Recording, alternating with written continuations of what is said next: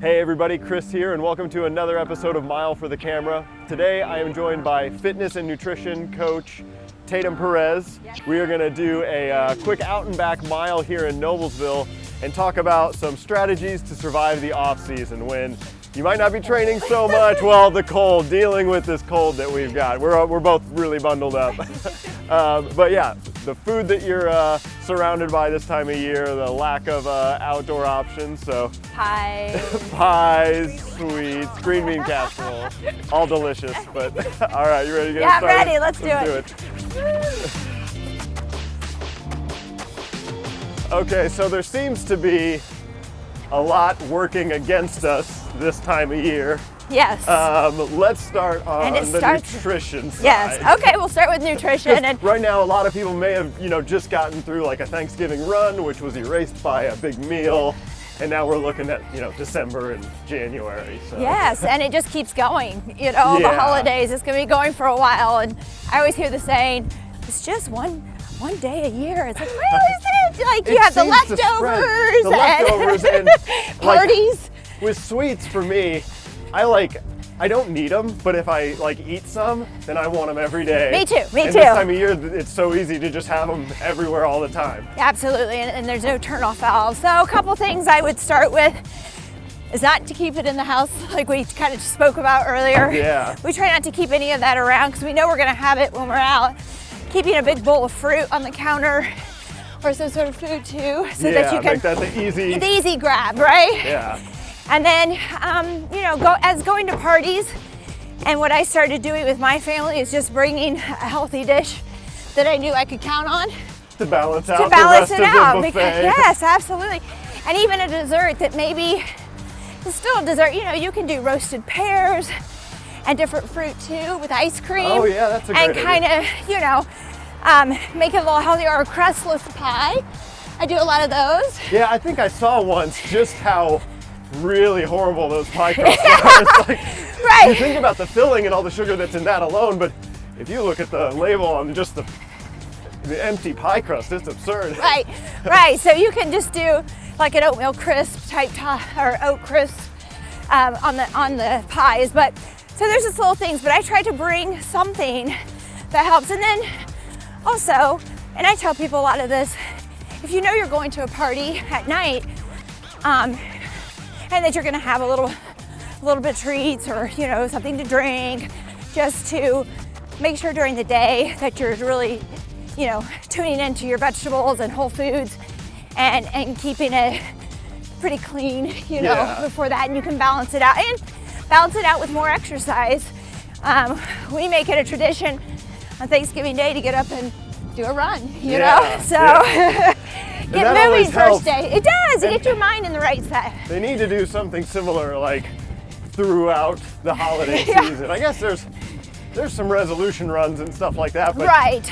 But people are usually fired up at that point anyway. So. Right. Yeah. Right. I need a couple mid-December runs. You need to run Christmas Eve, Christmas Day. Yeah, exactly.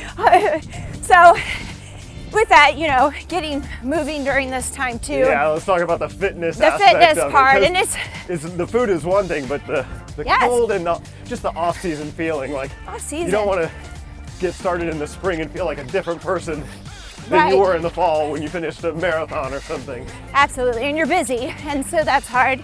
And then I don't know about everyone else, but when it gets cold, I want to hibernate. Yes. And I want to sit with a heated blanket on the couch, and I really don't want to get outside and move. So sometimes, depending on whether you move outside or inside, if you have to bring it inside with the snow and ice, you just try to mix it up so you don't get too bored. And I really try to focus on strength because I'm stuck inside anyways. It's not something I can take out, but with that, you want to keep your cardio up.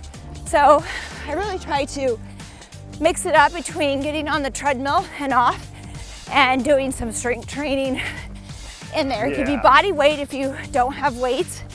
It doesn't take a whole lot, especially if you're a runner, just to do lunging and different lunge combinations. And you could start, I like to do by numbers. So I either think distances, like maybe you want to run 1,000 meters, Yeah. And then jump down and do so many reps of squats and push-ups. I actually have a good one that I like to do where I spend 5 minutes on the treadmill and then I come down and I do lunges forward for 10, push-ups for 10, lunges back, another set of push-ups, and then get back on the treadmill. Yeah. And you continue with that. Man, that just, my heart rate's, well, between the hill that we just ran and just thinking, hearing that workout, my heart rate's already elevated, so. So you can build down too, like you could start at an incline. Yeah. Oops. All good. A certain percent incline. So if you start at 5 or work up, start at 1%, 2, 3, 4, 5, and each time in between, play with your number of reps that way. Okay. So I would go by 20 or 10s, like a 10 push-ups, 20 sit-ups, 30 lunges, 40 squats as you build up on your inclines too. Yeah. And time. So, I mean, it's just a lot of fun to mix it up. And I mean, a lot of times when I do this with people, they're like, I kind of get sad to get off the treadmill. I know that sounds absurd, but yeah. I still get out on the weekends. You know, you can still get out on the weekends once a week and then spend the other time getting your strength and cardio in.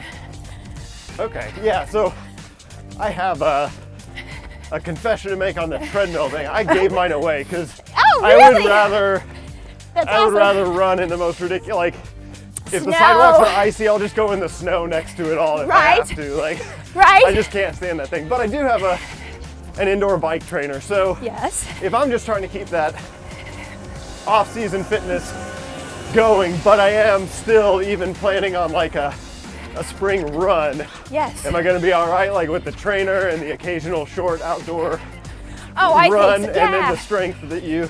Absolutely, and what I find too is that my speed picks up because I'm doing shorter distances.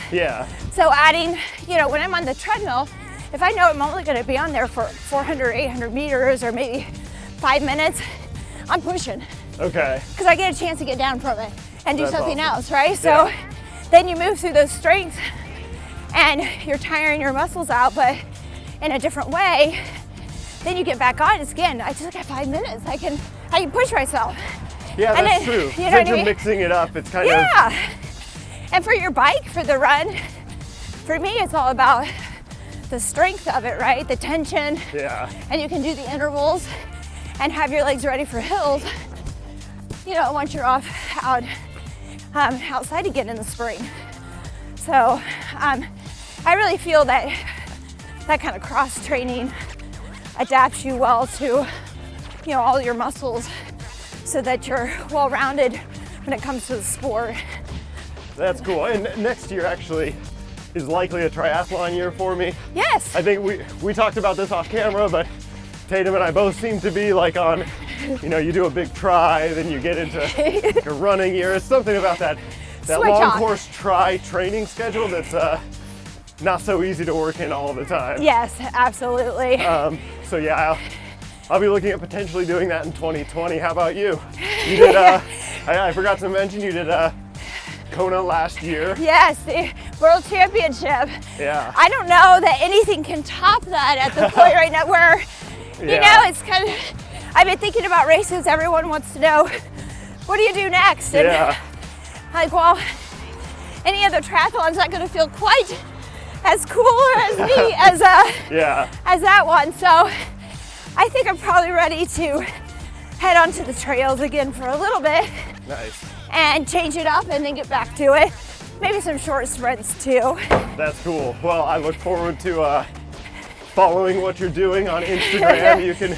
You can follow Tatum. She shares some good fitness, nutrition, strength training advice on there, and I assume we'll see some action from your races, whatever you end up doing. I hope so. I hope I get back out there soon. You'll at least see me in Austin, Texas on a turkey trot there. So. Okay, perfect. Well, if we keeping the tradition. Excellent. Yeah, that's important. So yeah, I'm sure we'll have to do this again, you know, in the spring or something where we need some more coaches' advice on seasonal challenges. We'll help you get to your triathlon. There we go. Yeah, I'll let you know what I'm struggling with then. Cool. All Well, right. yeah, people can find you at your website. Yes, trainingnexttatum.com, and I'm on Perfect. Instagram too, at Tatum K. Perez, really. Awesome. But, yeah. Well, Thank you. Thank you. Yes, Yeah, thank you nice, for running very with me. nice. Thank you everybody for watching, and we'll see you next time. All right.